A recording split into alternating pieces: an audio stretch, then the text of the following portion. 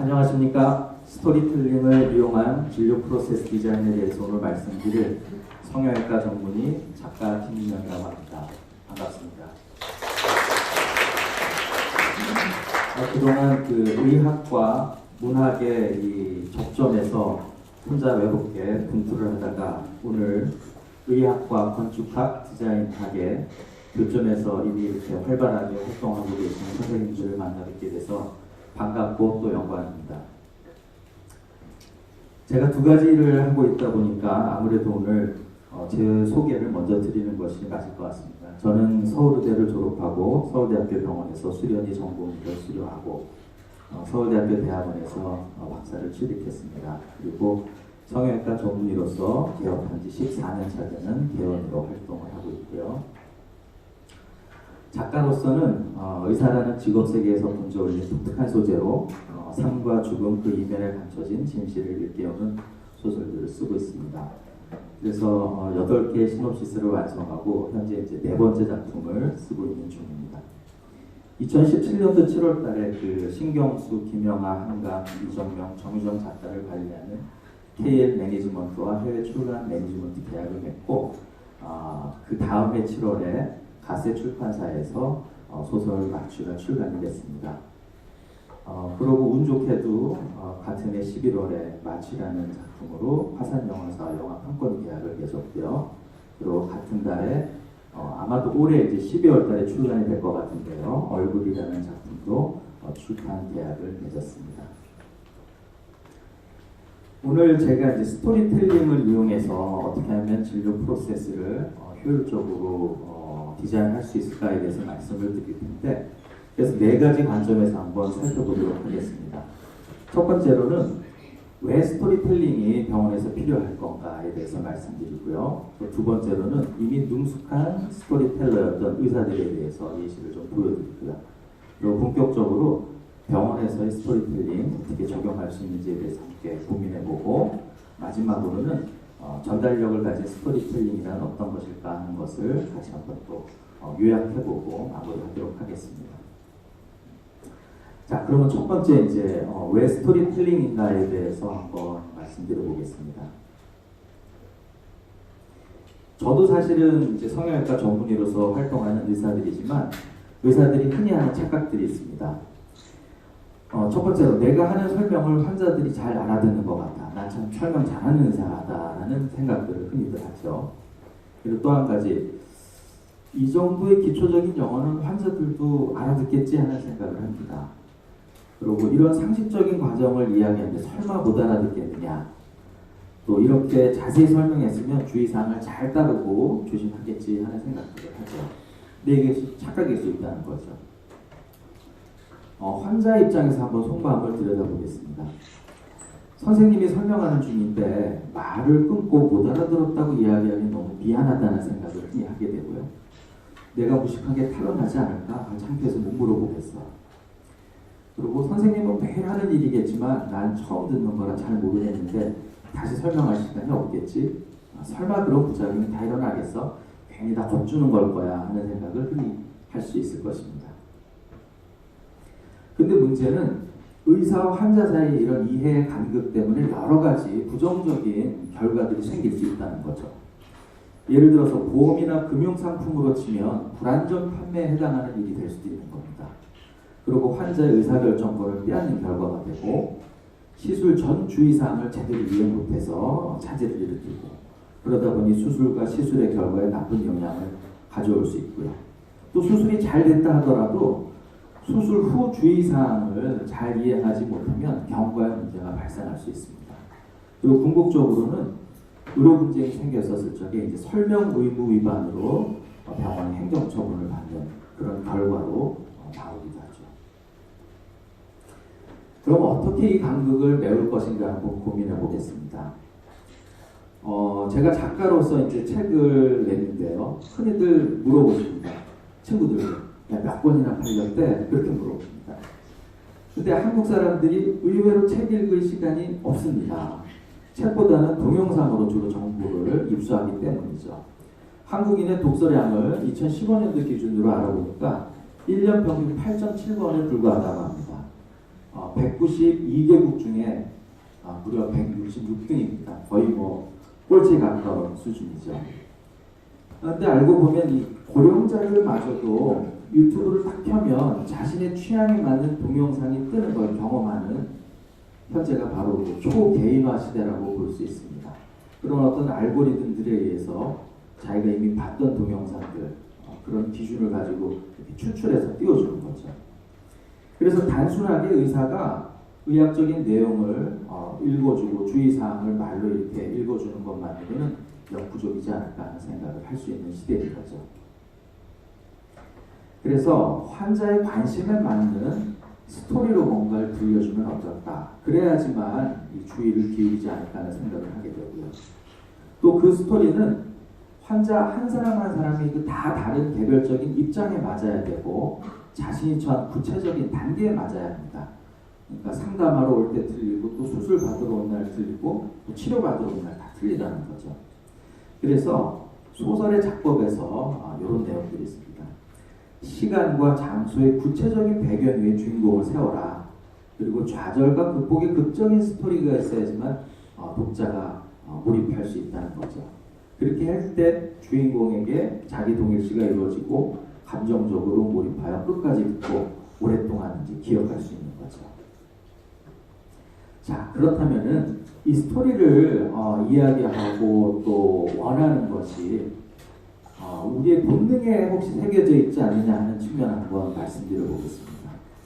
2001년도 옥스퍼드 대학의 앤서니 모나코 교수라는 분이 이제 연구를 했는데요. 그 연구 결과물이 이제 네이처지에 올랐습니다. 이 언어 장애를 가진 그 연구 가게 3대를 조사를 해서 유전자 분석을 했더니 폭스P2라는 언어 유전자가 언어 구사에 결정적이라는 내용을 알게 됐고 우리 인류의 오랜 진화 과정 중에 약 12 내지 20만 년 전에 우리 유전자에 돌연변이가 생겨서 사람이 동물과는 다른 정교한 언어 구사 능력을 갖게 되었다는 거죠. 근데 웃긴 것은 침팬지의 폭스P2 유전자하고 염기 서열이 715개 중에 단 2개밖에 차이가 안 난답니다. 그렇지만 그 결과는 엄청났던 거죠. 단백질의 모양을 변화시켜서 우리 얼굴, 목, 목과 또 음성기관의 움직임을 통제하는 뇌 일부분이 훨씬 복잡하게 형성되고 이에 따라서 인간과 다른 동물의 능력이 엄청난 차이가 발생했다는 거죠.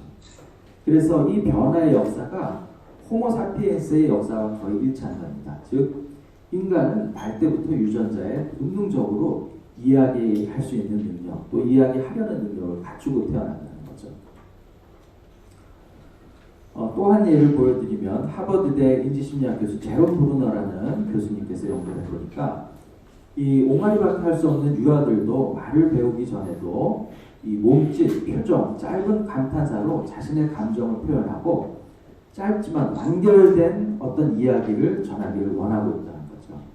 그리고 30개월 된 아동은 거의 독자적으로 듣고 말하는 능력이 생겨나서 별다른 교육 없이도 본능적으로 이야기를 할 수 있다는 거죠. 즉 이야기는 역시 인간의 본능에 해당하는 거다 하는 것을 알 수 있습니다. 자, 퀴즈를 하나 드리겠습니다. 이게 어떤 열매인지 아시는 분 한번 손 한번 들어보십시오. 그냥 한번 추측. 산딸기. 네, 좋은 의견입니다. 의견이 궁금하죠. 근데 중요한 것은 이거 과연 산길에서 만났었을 적에 먹어도 될까요? 이게 먹어도 되는 건지 혹은 독이 있지 않은지 궁금하죠. 근데 이게 단순한 문제는 아닌 것이 2019년도 5월달에 이제 연합뉴스에 나왔던 뉴스인데요. 하와이에서 이제 차를 타고 가다가 차 키를 차에다가 둔 채 핸드폰까지 다 두고 잠깐 한 바퀴 돌아봐야지 하고 차에서 내렸던 여성이 이 가운데 있는 이 여성입니다. 길을 잃어버려서 되돌아올 수가 없었던 거죠. 그래서 무려 17일을 조난을 당했는데 그때 뭘 먹고 살았느냐 하니까 이 산딸기를 먹고 살았다는 겁니다. 자, 그렇다면 좀 전에 봤던 그 산딸기의 문제가 삶과 죽음의 문제가 될 수도 있다는 거죠. 그럼 이제 공부를 좀 해야 될 텐데요. 자, 이제 이것은 한국식물생태보감이라는 그 책에서 이제 추출을 한 자료인데 이거 보시면 어떤 생각이 드세요? 제가 이 화면을 딱 띄우면 복잡한 얘기들이 많이 나옵니다. 이거 뭐 의학 용어랑 비슷합니다. 쥐세스네의 인디카 저도 잘 못 읽겠는데요. 다 뭐 라틴어일 것 같은데 어쨌든 이 딸기는 산딸기는 아니고 뱀딸기라고 하고 여러 해 살이 풀로서 긴 포복경이 사방으로 퍼져 나가며 마디에서 뿌리를 내리면서 새 줄기를 낸다. 혹 같은 돌기가 있다. 어려운 단어들이 잔뜩 나옵니다. 근데 이 상황이 우리가 병원에서 환자들에게 겪게 하는 상황과도 어떻게 보면 일치할 수도 있다고 생각을 하는 거죠. 자, 그래서 제가 이것을 소설로 한번 써봤습니다. 그러니까 의학적인 것을 소설로 스토리텔링을 할 수 있다는 거에 하나의 힌트로서 제가 애들 먹일 게 없어서 친구랑 어제 산 넘어 사슴사냥 나갔잖아. 해는 지려고 하고 아무것도 못 잡아서 오늘도 허탕인가 하고 있는데 남쪽 비석에 빨간 산딸기 같은 게 보이더라고. 내가 따서 먼저 먹어보려고 하니까 옆에 있던 녀석이 갑자기 발목이 아프다고 미친 듯이 소리치며 쓰러지는 게 아니겠어? 내려다보니 이런 뱀이 있잖아. 겨우 짝대기를 가지고 그놈을 찍어서 죽였지. 발목을 청매주고 겨우 산딸기를 땄는데 맛이 전혀 달라. 산딸기하고 아무 맛도 없더라고. 그제야 자세히 보니 산딸기처럼 몽글몽글한 게 아니라 거치 뾰족뾰족해. 몇 개 가져와 어머니에게 물어보니 그게 뱀딸기라고 하더군. 그 친구 괜히 뱀에 물린 거야. 맛도 없는 그 뱀딸기 때문에. 그래도 그걸 따다가 염증 날 때 약으로 쓴다더군. 세상에 버릴 게 없는 거야. 아무튼 뱀 조심해야 해. 뱀딸기 근처에서. 네, 이렇게 소설로 얘기를 해드렸죠. 그러고 나서 다시 이 백과사전을 들여다보면 조금 보입니다. 뱀딸기는 뱀이 살만한 서식처에서 살지만 기는 줄기로 살아가는 형태에서 비롯되는 이름일 것이다. 열매는 독이 없어 먹을 수는 있지만 맛이 없다. 이제 좀 이해가 되시죠? 이렇게 경험을 해보니까 스토리가 정말 효용이 있더라. 왜냐하면 우리의 신경회로가 이야기를 본능적으로 갈구하게끔 설계가 되어 있습니다. 그래서 어렸을 적에 할아버지 할머니한테 늘 재미난 옛날 얘기 하나만 해달라고 우리가 요구를 했었던 거죠. 왜 그러느냐 하면 자신이 처한 환경에서 위험을 회피하고 욕구는 충족시켜야 되죠. 그래서 타인의 경험을 통해서 자신에게 닥칠 미래 위험에 대한 대비를 하고 또 이익 추구 힌트를 얻기 때문인 거죠. 예를 들어서 직접 보지는 않았지만 이야기로 방금 전에 산 넘어 뱀딸기와 뱀에 대한 이미지를 상상해서 우리가 정보를 습득한 겁니다. 이런 소통의 과정과 사회화의 과정이 생존에 필수적이라는 거죠. 병원 현장에서도 마찬가지입니다. 생사의 문제가 왔다 갔다 하고 있는 것은 똑같은 거죠. 자, 그러면 당신은 소설가니까 그렇게 할 수 있겠지만 도대체 우리 같은 입장에서 이제 의사이신 선생님들께 저는 어떻게 이것을 과연 적용할 수 있을지 의문입니다. 도대체 어떻게 할 수 있을까요? 그렇게 걱정하실 필요는 없다는 겁니다. 이미 능숙한 스토리텔러였던 의사들도 많았다는 거죠. 용기를 가져보십시오. 마이클 클라이튼, 이분 아시는 분 계십니까? 최근에 이제 돌아가셨는데 하버드대 생물인류학을 전공을 하고 다시 이제 의대에 가서 의사가 되신 분인데 이분은 유명한 우리 주라기 공원이라는 영화로 영화가 됐던 이 소설을 쓰신 분입니다. 그리고 드라마 ER이라고 많이 보셨죠? 미드. 그것을 연출하시기도 했던 프로듀서 분이시기도 하고. 자, 그리고 의대 다닐 때 보면 흔히 이제 과방이나 이런 데 가면 늘 비치되어 있었던 뭐 성체, 천국의 열쇠 이런 작품들을 썼던 이 A.J. 크로닌이라는 작가 겸 의사 선생님, 개업한 의사였는데 이분의 작품들도 대부분 다 영화가 됐었습니다. 그 옛날에도요. 그리고 로빈 쿡은 많이들 아실 겁니다. 이 코마라는 영화 덕분에 많이들 알고 계실 텐데 이분은 이제 뭐 불법 장기 매매를 소재로 한 그 코마라는 병원 내에서 있었던 미스테리한 그런 사건들을 소재로 글들을 쓰셨는데 쇠뇌, 벡터 등 여러 가지 작품들이 있습니다. 그리고 뭐 최근에도 드라마로도 많이 보고 영화로도 많이 봤던 아서 코난 도일경의 셜록 홈즈. 이렇게 생각해 보면 이분도 에딘버러 의대 나오고 안과 개혁의사셨습니다. 근데 개혁의로서 일을 하면서 또 이렇게 소설을 써서 불멸의 캐릭터를 창조해낸 거죠. 그래서 이렇게 용기를 조금 얻으시고 드디어 이제 제일 중요한 지점에 왔습니다. 병원에서 이제 스토리텔링을 과연 어떻게 적용할 것인가. 제가 이제 성형외과 의사다 보니까는 탁과와는 약간 다른 프로세스들을 갖고 있겠지만은 그래도 힌트는 얻으실 수 있을 것 같습니다. 성형외과는 마케팅이 필요한 과입니다. 그냥 앉아 있어서는 뭐 환자가 오지를 않죠. 아파서 오는 병원이 아니기 때문에. 그래서 오늘 마케팅에 대한 것도 말씀을 좀 드릴 테고, 그리고 환자가 이제 내원을 하고 상담을 받게 되고, 그 다음에 수술 결정을 하고 수술을 어떻게 할 건가 디자인을 하고요. 그리고 수술 당일날 동의서를 받고 예후 설명하고 수술을 직접 하게 되고요. 그 다음 단계로 치료하고 경과 관찰, 지인 소개 이런 일들이 이루어지는데 먼저 요약해서 간단히만 설명해 드린다면 이 병원에서 일어나는 모든 단계의 업무 효율 면에서 스토리텔링은 굉장히 유용하게 쓰일 수 있습니다. 그리고 시장에서 독특한 지위 확보를 위한 마케팅에도 스토리텔링이 활용될 수 있고, 그리고 이제 수술이라든지 또 의사결정하는 모든 단계에서 또 가능한 부작용을 회피하고 유작용의 위험을 회피하고 필수적인 주의사항을 이행하는 데도 이해도 증진을 위해서 필요하다고 볼 수 있고, 궁극적으로는 의료 분쟁을 예방하는 효과도 있을 수 있다. 그래서 한 단계씩 한번 보겠습니다. 이 책은 제가 개업 초기에 봤던 책인데요.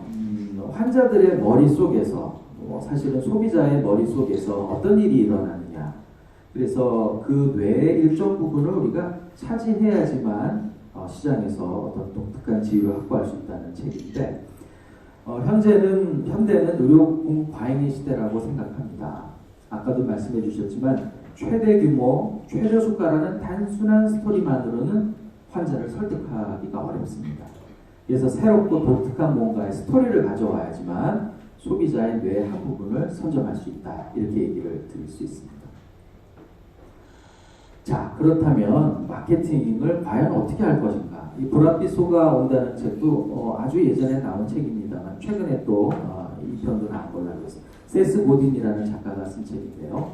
소가 보라색의 가죽을 갖고 있다 그러면 눈에 확 띄겠죠. 독특한 이야기가 될 거라는 거죠. 그래서 이 환자의 기억에 남을 특이한 스토리가 있어야 된다. 주목할 만한 가치가 있고 예외적이고 새롭고 흥미진진한, 그리고 따분하지 않은, 그리고 고객이 기꺼이 그것에 대해서 막 이야기하고 싶고 SNS에도 올리고 싶은 뭔가가 있어야 된다는 거죠. 단순히 뭐 새로운 것을 얘기한다면 수술을 어떤 곳에서 이제 접근할 것인가, 또 새로운 장비를 도입할 것인가도 하나의 뭐 입소문 마케팅에 활용할 수도 있을 것 같긴 합니다. 예를 들면 갑상선 로봇 수술로 목에 이렇게 길게 났던 수술 자국이 이제는 없다 하는 것도 입소문의 소재가 될 수 있겠죠. 그리고 최신형 레이저 토닝 기계를 도입했습니다 하는 것도 그렇지만 굉장히 이것은 어떻게 보면 조금은 그닥 새롭지는 않다고 보는 거죠. 제가 오늘 말씀드리고 싶은 것은 새로운 카테고리를 확립하고 환자에게 새로운 가치를 부여하는 것이야말로 새롭고 리마커블한 입소문의 소재가 되지 않겠느냐는 거죠. 오늘은 제가 작가로서 말씀을 드리고 있지만 성형외과 이제 전문 의사로서는 방송 장비의 오목골 왜곡 현상을 극복시켜주는 아나운서 성형이라는 새로운 카테고리를 만들어서 십몇 년째 지금 하고 있는 상황이고요. 또 유전형 분석에 따른 안면 부위 토탈 성형으로 자연스러운 얼굴, 조화로운 얼굴을 완성한다는 그런 새로운 가치를 환자들에게 주는 활동을 하고 있습니다. 자, 그렇다면 환자가 이런 마케팅에 의해서 내원을 합니다. 그러면 이제 성형외과 같은 경우는 그 옛날부터 이제 신데렐라 케이스, 혹시 그런 거 동영상 보신 적 있나요? 병원들에서 많이들 홍보하고 있는데 모델 케이스들을 이미 하고 있습니다. 근데 문제는 그런 모델 케이스들에 흔히 병원들이 아주 수술이 잘 되고 수술의 장점만을 이제 부각을 해가지고 동영상을 만들죠. 그래서 이렇게 신데렐라, 정말 신데렐라 지금 사진을 띄워놨는데요. 근데 동화 같은 이런 예시를 하게 되면 환자들은 이미 거부감을 느낍니다. 이미 그런 시대입니다. 왜냐하면 좋은 얘기만 잔뜩 했는데 감정이입이 될 리가 있나요? 설득이 잘 안 된다는 거죠. 그래서 전후 사진의 단순 비교, 잘된 케이스들만 이런 것만 보여주는 것보다는 모델 케이스의 인적상, 이 사람이 남자인지 여자인지 몇 살이고 어떤 직업을 가졌는지 이런 구체적인 캐릭터를 포함한 전체 스토리를 이야기해 줄 때 감정이입이 된다는 거죠. 아까 말씀드린 대로 또 변화 후에 얻은 이 산딸기뿐만 아니라 그들 내면의 위험, 즉 뱀에 해당하는 것들을 회피하려는 불안에 대해서도 동시에 스토리텔링이 되어야 진실성을 느낄 수 있다는 거죠. 자, 여기 사진 띄어져 있는 케이스가 이제 제가 제일 처음 도입했었던 신데렐라 모델 케이스였습니다. 이분이 실제로 나이가 27세 정도 되고 미장원에서 도우미를 하고 있는 그런 여성이었습니다. 근데 이제 모델 케이스의 이제 동영상 저희 이제 병원에 띄워놓은 동영상을 보면 이 사람의 실제 생활 그리고 고객들로부터 너 왜 이렇게 시무룩해 보이니 입이 튀어나와 보인다 하는 그런 불만 아닌 불만을 들었던 경험들 이런 것들을 다 얘기해서 이제 모델로서 이것을 허가를 받고 동영상 촬영을 했었을 적에 이거는 살아있는 스토리가 되고 젊은 여성들 같은 경우는 공감을 하게 되는 거죠.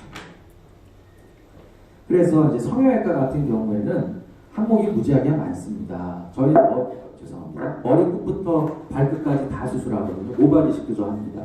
모발 이식부터 뭐 발톱, 인그로잉까지 다 하는데 그렇게 치면 항목이 꽤 많지만 이미 유튜브에 익숙해져 있는 지금 신세대 소비자들에게 단순히 몇 가지 뭐 모델 케이스만 해가지고서는 이거 보세요 해봐야 보지를 않겠죠. 그래서 각각의 수술에 해당하는 환자들에게 이 특별한 선물도 제공하고 동의도 받고 해서 이제 동영상 같은 것들을 일일이 다 이제 준비하게 되는 거죠. 또 한 가지는 이미 수술한 사람에게 수술을 받기 위해서 처음 상담받으러 온 사람이 볼 수 있는 동영상을 틀어주는 거는 아무 의미가 없거든요. 그래서 상담일, 또 2차 디자인하는 날, 또 수술 당일에 해당하는 이런 내용들에 맞는 동영상이 준비가 되어야지만 이 보여주는 것이 의미가 있고 또 집중을 하게 된다는 거죠. 그렇지 않은 경우를 보여드리겠습니다. 제가 최근에 이제 환자 보호자로서 이제 따라간 병원, 병원입니다. 신경과 병원입니다. 여기 뭐 이렇게 나와 있습니다. 어쩔 수 없이 말씀드리는데 이 로비에 대형 모니터가 떡하니 이렇게 비치는 데 있는데요. 이 병원도 아마 최근에 인테리어를 했던 병원 같은데 병원의 내용과는 상관없는 이 화면이 돌아가고 있습니다. 케이블 TV. 그래서 이것을 틀어놓는 거는 과연 환자에게 필요한 정보를 전달하느냐 면에서 봤을 적에는 전혀 해당이 없는 것이 되겠고, 그나마 여기 보면은 대형 모니터에 의사 선생님이 TV에 나와서 얘기했던 동영상 화면이 비춰지고는 있는데, 여기 보시면 여성 두 분이 앉아 있는데 다 딴짓하고 있죠. 이분은 전화하고 있고 이분은 뭔가 다른 거 지금 보고 있고, 즉 환자 개인에게 최적화되지 않은 동영상 자료는 보지도 않고 봐도 아무런 이익이 없다는 거죠. 자, 그래서 이제 조금 이따 우리 정선 이사님이 말씀하실 그런 그 환자 중심을 하는 어떤 그 인테리어의 어떤 힌트를 지금 잠깐 팁을 말씀을 드렸고, 자, 이제 동의서를 받고 예우 설명하는 단계를 한번 보여드리겠습니다. 흔히들 이제 병원에서 환자들에게 이 사인을 받는 동의서입니다. 이게 정말로 뭐라고 쓰여져 있는지 거의 보이지 않을 정도로 내용이 많고 글자가 작죠. 아마 은행에 가서 대출 신청할 때도 거의 비슷한 글자 크기일 겁니다. 의도하지 않았나 하는 생각도 드는데요. 어쨌든 그래서 저는 환자가 이제 당일날 입원을 하게 되면 오전에 이제 금식을 하고 오기 때문에 수액을 조금 갖다 들어가야 되거든요. 몸 안에 체액량이 부족하기 때문에. 그래서 그동안에 그 케이스에 해당하는 수술 환자가 이전에 동의서를 받았던 대화형 동영상을 이 작은 PC나 혹은 태블릿으로 이거를 보여줍니다. 소리가 지금 잘 안 나오는군요. 어쨌든 쌍꺼풀 수술 환자 같은 경우는 쌍꺼풀, 코 수술 환자 같은 경우는 코 수술. 이 대화형으로 환자와 얘기하는 것, 동영상을 미리 틀어주게 되면 일종의 예습이 되는 거죠. 그래서 이제 시대가 바뀜에 따라서 전달하는 매체가 이렇게 많이 바뀐다는 겁니다. 한 개의 스토리가 반복되는 대형 모니터는 인테리어적으로도 또 정보 전달 면에서도 의미가 없다. 적어도 대기실에 개인별 모니터 아니면 좋게는 태블릿 PC를 개인별로 준비하는 것이 좋지 않을까 하는 생각을 하고 복습을 하라는 의미 또 다 못 보고 간 경우 귀가시에 USB, 여기 작은 USB에 병원 마크 같은 것을 새겨서 전달하기도 하죠. 그리고 혹은 더 한 발 나아가면 환자가 병원에 내원하기 전에 방문 전에 미리 SNS를 이용해서 전달할 수도 있겠다는 거죠. 물론 이것은 의료법적인 거에 대한 검토는 필요해야 될 것으로 생각합니다. 자, 그리고 이제 수술이 다 끝나고 주의사항 예우를 설명하는데 사실 성형외과 병원에서 사고들이 바로 이 수술 끝나고 많이 납니다. 예를 들어서 눈썹 및 절개에서 눈을 시원하게 이제 거상을 시켜놨어요. 근데 꼭 사고가 나요. 제가 깨알같이 적은 종이를 아무리 읽어주고 전달하고 동의서를 복사해가지고 환자를 줘도 결국은 사고가 납니다. 근데 사고가 확 줄어들게 된 것이 자 이런 스토리를 얘기해주기 시작했습니다. 40대 주부인데 경결막 지방 재배치, 눈 밑에 이렇게 불룩한 지방 주머니 그것을 이제 재배치로 수술을 하고 난 다음에 집에 갔는데 애들이 또 하교를 해가지고서는 뭐 먹을 거 달라 어떻게 해서 그 김치 냉장고에 있는 냉장고 그 김치독을 들었답니다. 근데 힘을 딱 주고 나니까 피가 이렇게 나온 거죠. 그래서 눈이 이렇게 부풀어갖고 온 거예요.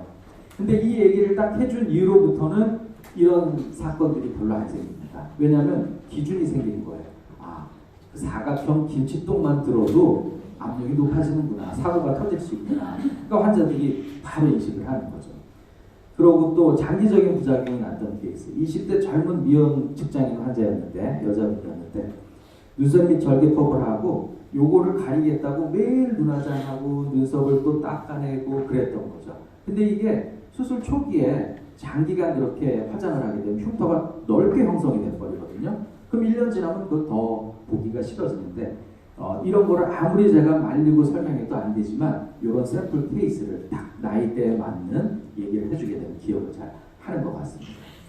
그리고 이것도 이제 실제 케이스인데 60대 노인 환자였는데 실밥 꽂고 가실 그 다음날 아침에 자기도 모르게 눈을 확 비빈 거예요. 그래서 꿰매놨던 그 속실이 쩍 벌어져 버린 거죠. 그래서 벌어진 채로 오셨어요. 근데 이 얘기를 해드리게 되면 이제 고령자들도 내가 자고 일어나면 습관적으로 좀 비비는데 그거 하지 말아야 되겠구나 하는 거를 잠들기 전에 한 번은 인식을 하고 주무시게 되거든요. 그러니까 큰 사건들이 안 생길 수 있는 거죠. 자, 그리고 이제 지인 소개. 이 과정이 어떻게 보면 이제 마케팅과도 연관이 되는데 보이지 않는 과정입니다. 누군가가 자기의 경험을 누군가 귀에 이제 얘기를 해주는 거죠. 근데 이 입소문 역시 결국은 스토리텔링에 의존하게 되는 거고 기꺼이 가족과 지인들에게 이야기하고 싶은 새로운 경험을 했다. 또 새로운 가치를 내가 더 얻었다고 한다면 얘기를 할 거라는 거죠. 이런 마케팅이야말로 비용이 거의 들지 않는 그리고 지속 가능한 마케팅이지 않을까 하는 생각을 해봅니다. 그래서 본인들이 다른 병원에 비해서 더 큰 가치를 획득했다.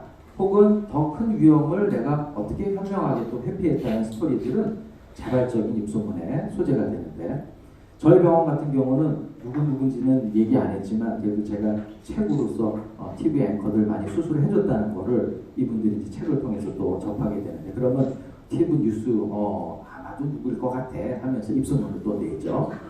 또 그 원장님은 얼굴을 융복합적으로 다 그냥 해버리기 때문에 하루에 딱 한 사람만 수술하고 다른 수술 스케줄도 안 잡는다더라. 이것도 굉장히 큰 입소문의 소재가 됐었던 것 같고 또 눈 밑 지방 주머니를 겉에서는 안 째고 눈꺼풀 속으로 수술해서 흉터가 전혀 없더라. 이건 큰 위험을 회피한 거죠. 그리고 방송인 성형을 정말 한다든지 뼈를 안 깎고 지방 이식만 했는데 얼굴 정말 조망만해졌어. 이런 것도 자발적인 입소문의 소재가 되는 거죠. 그래서 오늘 참석하신 의사 선생님들 또 병원장 선생님들께는 요 괄호 안에다가 우리 병원은 또 우리 과는 어떤 입소문의 소재, 가치를 만들어낼 수 있을까를 한번 생각해 보시면 좋겠다는 생각을 했습니다. 자, 의료 문제는 정말로 있어서는 안 되는 일이죠. 근데 대부분의 경우 이것이 환자와 친해지지 못해서 생긴다고 저는 생각합니다.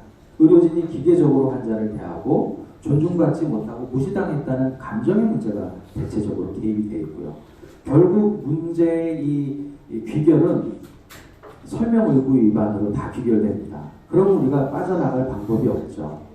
자, 그러려면 오해를 받지 않으려면 처음부터 환자에게 전반적인 프로세스에 대해서 대화를 통해서 스토리텔링을 통해서 이렇게 친교를 할 때 이런 의료 문제의 문제는 예방되지 않겠느냐는 생각을 하죠. 그래서 서울의대 성형외과 교실 이제 저 박사 지도를 해주셨던 교수님께서 늘 하시던 말씀이 수술과 구술이 조화가 돼야 된다. 수술은 손으로 하는 거고 구술은 이제 입으로 하는 거겠죠. 즉 스토리텔링을 잘 할 때 이런 문제들도 피할 수 있다고 생각을 하고 있습니다. 자, 그럼 이제 마지막으로 요약을 하고 끝마쳐 보겠습니다. 그렇다면 성형외과 얘기는 잔뜩 했는데 우리 과에서 어떤 스토리텔링을 통해서 그런 프로세스들을 만들어 보려면 어떻게 해야 됩니까? 몇 가지 팁이라도 좀 주십시오 하는 질문을 상정해서 이렇게 요약을 해봤습니다. 전달력을 가진 스토리텔링이란 무엇인가? 이것은 작가와 독자의 상호작용인데 그것이 의사와 환자의 상호작용과 거의 유사합니다. 1번 환자의 호기심을 유도하고 기대를 충족시키려면 스토리가 특이하고 독창성이 있어야 됩니다. 즉 재밌어야 된다는 거죠. 소설도 재밌어야 되고 병원에서 이루어지는 스토리텔링도 재밌어야 된다.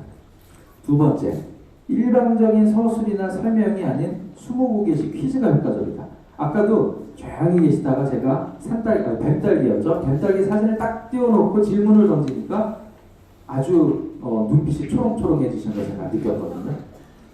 그리고 적절한 힌트를 주고 과다한 힌트는 숨겨야 됩니다. 소설도 힌트가 너무 처음에 많이 나와버리면 재미가 없어요.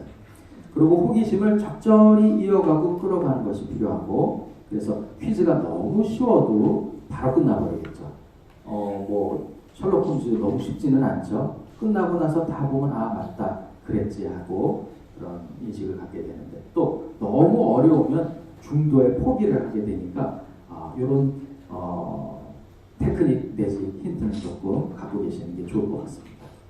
그리고 이제 제가 오늘 제일 중요하게 말씀드리고 싶은 거 세 번째인데요. 마케팅이나 소설에도 진실이 담겨 있어야 된다는 겁니다. 소설이 허구임이 드러나는 순간 그 소설은 죽은 소설입니다. 소설은 사실은 어떤 스토리를 만들어내는 것 같지만 표현하고자 하는 것은 현상의 이면에 숨겨져 있는 진실입니다. 이 진실을 드러내는 과정이 바로 소설에 만들어내는 과정인데 병원에서 본다면 제대로 나온 수술 결과보다 더 큰 진실은 없다라는 것이 제가 말씀드리고 싶은 오늘의 이야기입니다. 그래서 이제 결어를 말씀드리면 우리가 병원에서 스토리텔링을 적용해 보기 위해서 소설의 형식을 빌린다 하더라도 진실과 가치를 담아서 전달해야 되겠다는 그 초심을 잃어버리면 안 되겠다는 것이 저의 오늘의 결론입니다. 이 그림은 뱀딸기가 아니라 진짜 산딸기입니다. 경청해 주셔서 감사합니다.